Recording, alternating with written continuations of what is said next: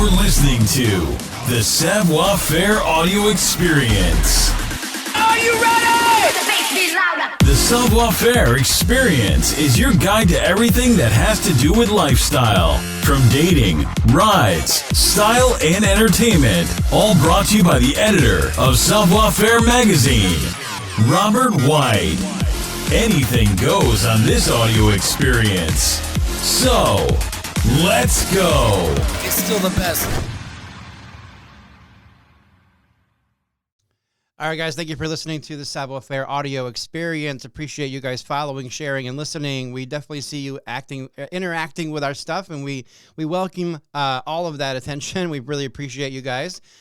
Again, we're going to have another great interview today, interviewing someone that I have a lot of respect for. There's a ton of information that's going to be really solid here today, but you're going to have to really kind of tune in today and pay attention to every word, because today we're talking to Tom Gegax. How you doing, Tom? Pretty good. How about you, Robert? I'm doing great, man. Appreciate you so much for finding some time to chat with me today. You bet. You're welcome. Yeah. So, Tom, you are the chairman of Gegax Funding, but you're also the co-producer of a show called Confessions of a CEO: My Life in and Out of the Balance. Out of balance world, which I appreciate a ton. That's awesome that you kind of are adding that perspective. I watched a small clip about Confessions of a CEO this morning, and it really is kind of a battle back and forth between the general public and what CEOs really have to do, and more so probably like corporate America kind of aspect. So I think it's super cool that you're kind of talking on the topic and giving some perspective, and I'm excited to talk to you about this. Yeah, you bet. You're welcome. Happy to do so, Robert. Yeah. So I want to start off by just kind of letting the folks that are listening know a little bit more about you. If you can, just give us a little bit more about your background. You're welcome to talk about why your voice is the way it is, and then we'll dive right into some of the cool products that you've been working on and getting some stuff organized. Right. Yeah, my voice, I'm a previous national speaker. And 35 years ago, I had cancer in the throat and neck area. And I believe that was due to the way I was living my life as a CEO. And I had radiation in that area. In the last 8 or 10 years, that radiation, kind of the gift that keeps on giving, has affected my voice. I think it's karma based on some of my earlier actions. I don't know. I don't know if I would call it karma. I don't think. I would say this. I would say someone decided that you've been talking and working too much, and now it's time for you to relax. How about that? Instead of saying it's karma, they want you to talk a little bit less and do a little bit more. Well, thank you for that. That's the charitable answer. That's awesome. Well, I'm really curious about you kind of giving me a two kind of part series here I want to do with you. And the first piece is, obviously, you've been a CEO, you've been in corporate America, you have a perspective there. Can you tell me a little bit about the day-to-day that a CEO really has to go through at a corporation? And then we'll dive on to a handful of the other topics that are really important here too. Well, CEOs have really changed over the years. A CEO in their company in corporate America, the CEO earned 10 times more than the average worker. And they gave 2% to society and their communities. And some even 5%. They had a 5% club, some companies. Today, and they treated their employees somewhat respectfully. They had pension plans and profit sharing in many cases. But today, it's a very different story. Today, their pay compared to the average worker has skyrocketed from 21 in the 70s to 350 to 1 today.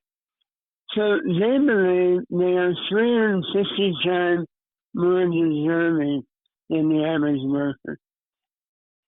Secondly, the charitable contributions have gone from 2 to 5% to 0.8%, less than 1% of what corporate America gives, what they make, is given to charitable contributions. And even that, they merchandise it and use it as advertising and call it charitable marketing. Then pension plans and profit sharing has all but disappeared. And treatment of their employees has gone down. So CEOs have changed in many, many ways over the years for the worse, in my view. Yeah, I completely understand a lot of the changes that have been happening. They're clearly getting larger income shares than they used to get. There's stock holding options that are now involved in the company where the CEOs are getting a little bit more. I definitely feel like they are in this very weird kind of mental state where they come with a little bit of chip on their shoulder for the role that they play within the corporation. Amen. Yeah, and that's a tough space. I think the way to like really kind of see some of this stuff is to watch Confessions of a CEO, because there's a really kind of great part in there where a lot of people, and we've seen it kind of in the political kind of aspect of our country, where people are truly talking about all the CEOs and the percentages of money that they're making and what they're doing and how it's driven by greed. And there's just so much kind of negativity built around a role. But I also want to kind of tap into the idea that the CEO role, and I'm not giving credibility to like what they're actually getting paid for the role, but it's not the easiest role either. And you were a CEO at one point. I consider myself one for a small company. There's a little bit of stuff to dive into there on the things that they truly have to manage. And like I said, I'm not giving them credit for, hey, you're doing a ton in a day, so this is why you deserve this. I still think there's a big imbalance in the way that people get paid from the CEO position down to the frontline people. But I definitely want some perspective from you, because you're a guy that has a lot of knowledge about this situation. Thank you, Robert. I'll take this in 2 steps. And you mentioned that our film talks about this and that they can do it. How they can do it, I'll get a little plug in here. It's on Amazon Prime, Apple TV, Google Play, Fandango at home. And so anyway, FYI, anyone that wants to see it, it's a 90-minute documentary feature film. Secondly, to address what you're saying, absolutely, CEO's role is A, difficult, B, really important, and C, they deserve a lot more than the average worker. I am totally into that. In fact, when it was 20 times more, that's great. They deserve that. And mine was 10 to 1. I made 10 times more than our average worker. And you know what? That's deserved. But when it goes to 350 times to 1, that means that what CEOs earn in 1 year is more than the average worker, not the lowest paid. The average worker would make in 350 years of life. And that is not right. And that greed is good, that was said in that earlier Wall Street movie, that kind of greed is just not okay. Yeah, I totally agree with you. The massive increase is truly unfair. I know of a corporation where most of the hardworking people that make it work, literally make it work, are probably making exactly like you said, almost 350% less than the CEO. There is a kind of face to a brand, I would say, or a role to a brand when you're in a position as CEO. There's probably a little bit of press and media and things like that where a lot of people are focused in on the CEOs of a company, things like that. Why do you think that true divide is kind of happening in America or in this country maybe? People really kind of against the CEO kind of perspective. Do you think that it's just basically comes down to people realizing they're getting paid outstanding amounts of money for job roles that maybe we don't either we don't understand them, or maybe they don't really have a justification for that kind of payroll? Like what kind of thing really do you think is the issue? Or do you think it's more of a moral thing where CEOs are really got this like chip on their shoulder and they're not giving back enough to the company or to the community or things like that? It's really kind of a greedy kind of position. I think there are multiple factors playing into this. A, the greed factor. B is, you mentioned it earlier, Robert, the I'm better than you, the kind of subtle behavioral difference that I'm superior to you. And I never even use terms like manager or chief executive. I was head coach. I'm going to be a coach. And you know what? I'm not any better than anybody else. Yeah, I believe my job is a bit harder, but no one is better than anyone else.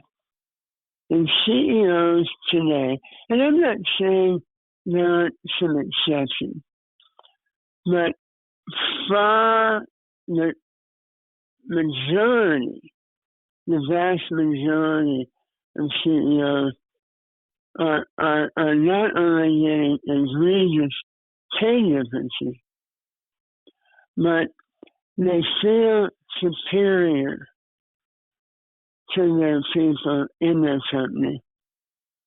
And people, that never feels good to human beings, that one human being,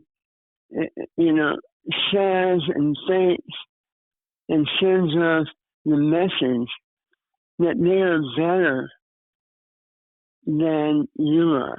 And that doesn't feel right.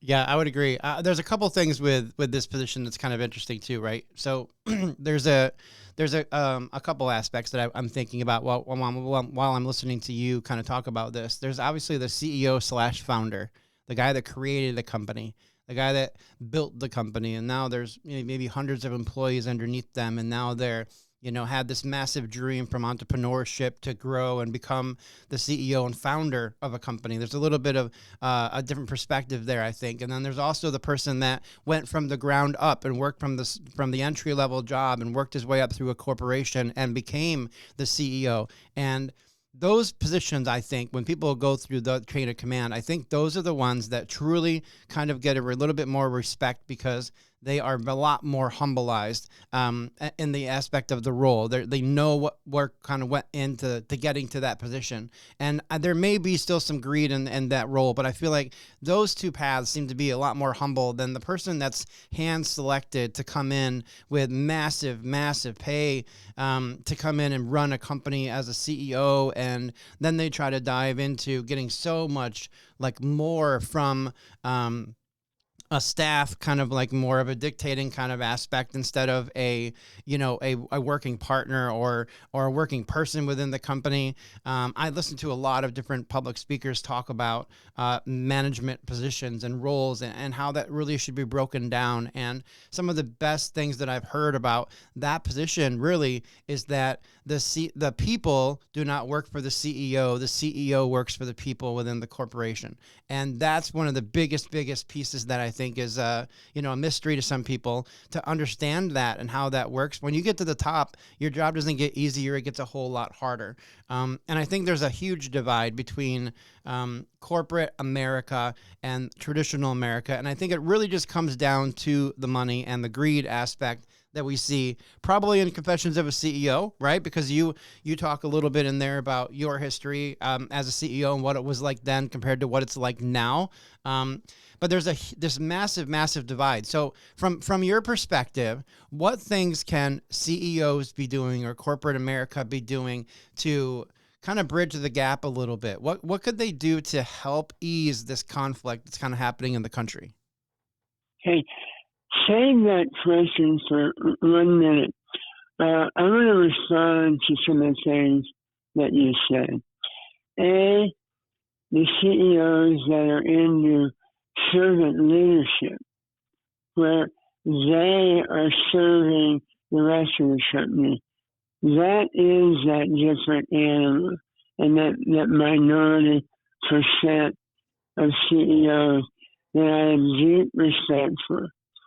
The second is very insightful of you, that CEOs that started the company, the founders that started and grew it, that is a different animal. Not only that, but small business CEOs are a different animal. And we say that in Confessions of a CEO, that small business, they give more to their communities, they treat their employees better, the pay gap is less, so you're 100% right in that small business. That's and the respect that is had in terms of the polling of small business is 3 times greater than corporate America. Then the next level is what you said on the CEO that started at a grass level position and moved up. They would also be more respectful, have more empathy. So you are really very insightful. So I wanted to just tag on to what you said and affirm that you were saying it in exactly the right way. Now, if you would repeat your question, I felt I needed to address what you said. Well, I'm curious about the part of like what CEOs can do to kind of start changing a narrative or bridge the gap between themselves and the way that we kind of look at them. I mean, I think it's so tough to think about because I'm a CEO of a company. I'm a founder. I created a great company. And at the end of the day, 13 years I've spent now kind of managing and growing this thing. And I think the reward aspect of it is a little bit of financial freedom. I think that's kind of an award to that direction. But people in general, when they see 350x CEOs kind of getting massive amounts of money for the job, millions and millions and trillions of dollars or whatever the case may be, like that's when people really start kind of coming after them a little bit. And I'm trying to figure out why that is. Obviously, there's a lot of greed at the top, and there's a big aspect there where, hey, you're the CEO of this corporation, you should not be making this type of money. This is ridiculous for someone to make that much money. That stuff makes sense to me from kind of the I don't know, average person, like from the street, basically, to understand that there should be some kind of financial cap. I don't know. Like, I'm just trying to understand some of the psychology that goes into the way people are thinking about this situation. I need to clarify what your question is. On one hand, I thought I heard you ask, what can a CEO do to move from the egotistical, greedy person to a more well-balanced, caring leader? Then on the other hand, I heard you say, I think, ask what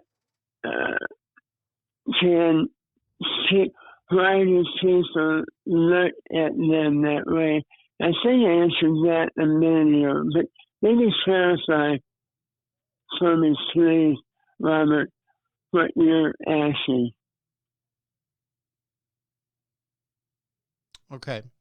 I mean, I get it.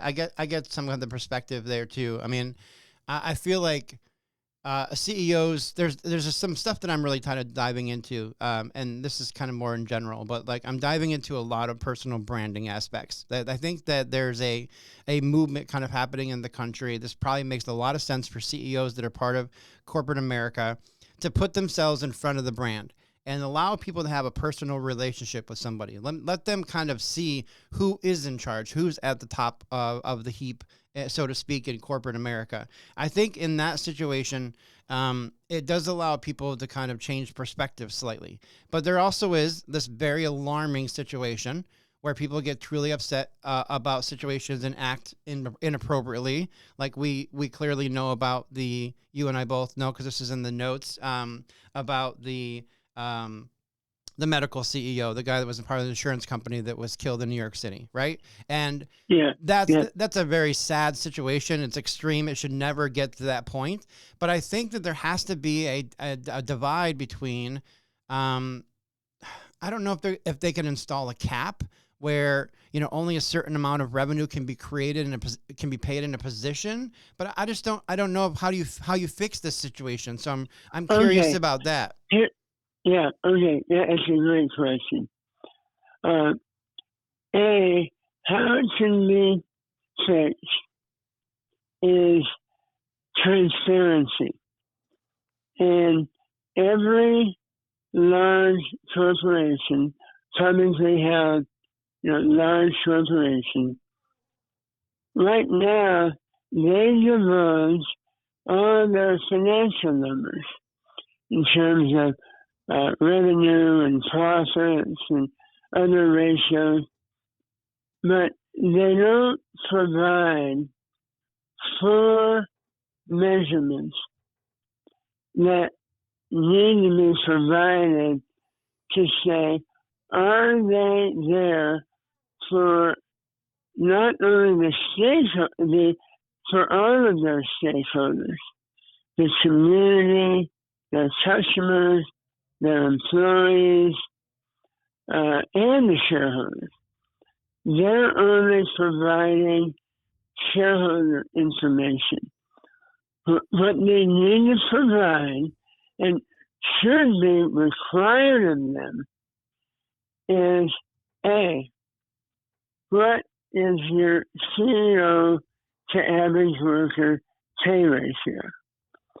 B, what is your employee happiness index?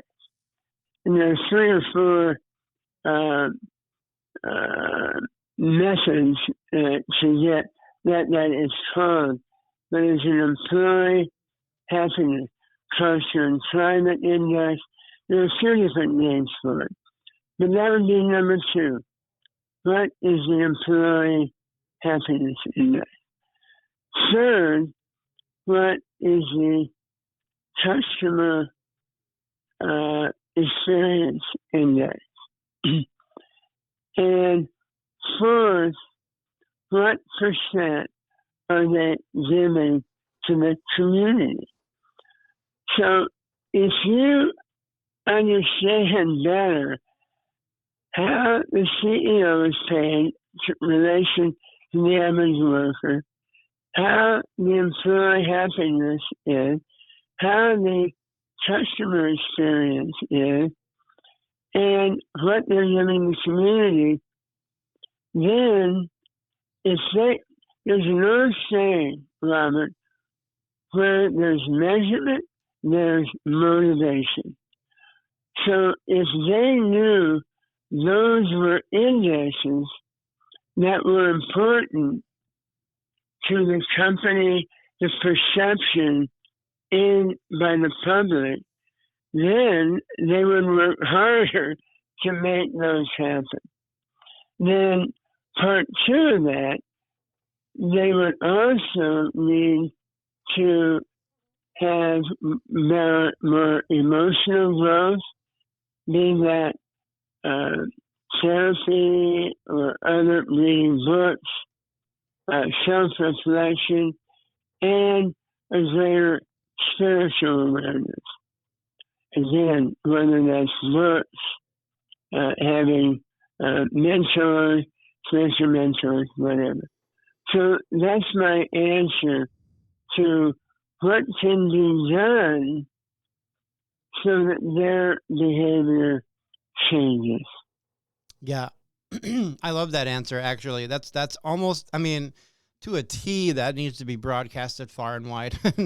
That's such, Thank you. yeah, I mean, literally, that's the best thing I could possibly hear today for that position. I mean, the so many little rules that you kind of put into place there in that answer that makes sense, that if they were part of every corporate business in America, the whole issue probably would truly go away. Transparency being the key piece of the entire thing. I think that's that's so cool, and I really appreciate you kind of sharing some of your knowledge with us. So I want to let people know about Confessions of a CEO, because there's a lot of detail in this show that people need to go watch. It is available on Amazon Prime Video. It's available on Apple TV. It's also available on Google Play. Confessions of a CEO movie is the .com is the set website. If you guys want to go peek at that, you can learn a lot more about not only Tom, but other people that have kind of played a role in the creation of the show. But it definitely dives into this specific topic of CEOs and the divide in America on this relationship. And I think that, Tom, you've put a lot of thought and knowledge into this. The last answer is transparency is such a good answer there. I'm still stuck on your words there, which is great. But I definitely appreciate you finding some time to come on board and chat with me a little bit today and get some perspective on the role of being a CEO in a company. You're very welcome, Robert. It was my pleasure. And Thank you for listening to the show. Please take a minute to head over to www.savfair.com and subscribe to our publication.